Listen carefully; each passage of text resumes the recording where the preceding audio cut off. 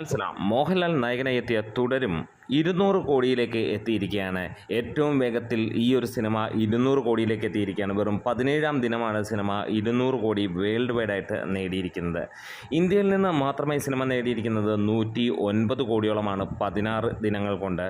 ഓവർസീസിൽ നിന്ന് നേടിയത് 86 കോടിയാണ്. അങ്ങനെ 16 ദിനങ്ങൾ കൊണ്ട് സിനിമ 194 കോടി 20 ലക്ഷം രൂപ നേടിയപ്പോൾ അത് പുതിയ ചരിത്രമായി. 17-ാം ദിനം ഞായറാഴ്ച റെക്കോർഡ് വേഗത്തിൽ കേരളത്തിൽ നിന്ന് മാത്രം സിനിമ നേടിയത് 5 കോടിക്കടുത്തായിരുന്നു. അതായത് സിനിമ കേരള കളക്ഷൻ കൊണ്ട് മാത്രം 200 കോടി കടന്നിരിക്കുന്നു. 200 കടന്ന് സിനിമ കുതിച്ച് പായുന്ന ഒരു കാഴ്ച തന്നെയാണ്. ഇനിയും ഓവർസീസിലെ കളക്ഷൻ റിപ്പോർട്ടുകളിലേക്ക് വരാം. അതിന് മുന്നോടിയായി ചാനൽ ഒന്ന് സബ്സ്ക്രൈബ് ചെയ്ത് തരണമെന്ന് അഭ്യർത്ഥിക്കുകയാണ്.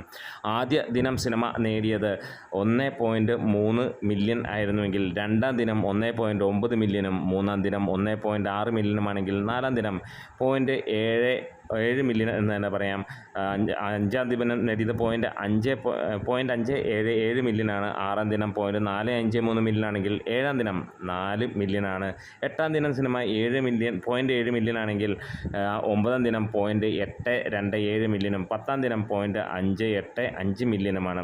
11-ാം ദിനം 0.193, 12-ാം ദിനം 0.146 മില്യൺ ഡോളറാണ് നേടിയത്. 13-ാം ദിനം സിനിമ നേടിയത് 0.108 മില്യൺ ഡോളറാണെങ്കിൽ 14-ാം ദിനം 0.168 മില്യൺ ഡോളർ നേടി.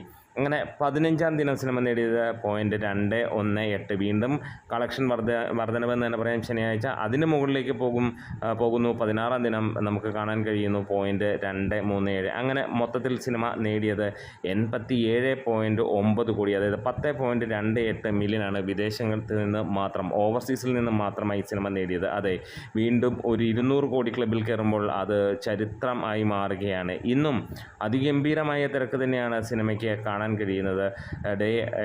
17-ാം തീയതി, അതായത് ഞായറാഴ്ച, അമ്മാതിരി ഒരു കൊടൂര തോക്കായിരുന്നു സിനിമയ്ക്ക് ലഭിച്ചത്. അതായത് ഞായറാഴ്ച, മൂന്നാമത്തെ ഞായറാഴ്ചയും സിനിമ 5 കോടിയിലേക്ക് കയറുന്നു എന്നുള്ളതാണ്. അതും 73% ഓക്യുപ്പൻസിയിൽ. ഒരുപാട് സിനിമകൾ റിലീസ് ചെയ്തിട്ടും നമുക്ക് കാണാൻ കഴിഞ്ഞു സിനിമ 200 കോടി തൂക്കി മുന്നോട്ട് പോകുന്നത്. നമ്മുടെ വീഡിയോസ് ഇഷ്ടമെങ്കിലും ഒന്ന് സപ്പോർട്ട് ചെയ്യണം. ലാൽസലാം.